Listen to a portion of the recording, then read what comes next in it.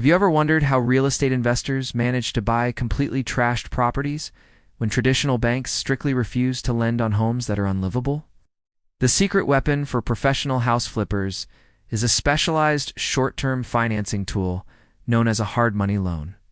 Unlike a conventional mortgage that focuses heavily on your personal credit score and your income, these loans are asset-based and rely primarily on the after-repair value of the property itself.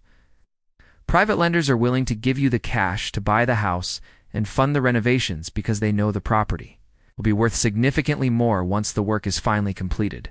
You will absolutely pay a much higher interest rate and larger upfront points for this money, but the trade-off is credible speed and the ability to close a deal in a matter of days.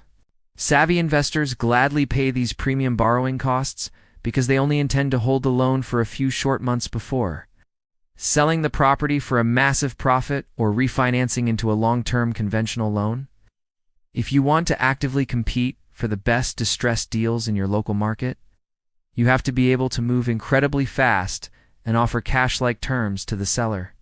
Let's look at exactly how to find a reputable hard money lender in your area so you can confidently secure the capital for your very first flip.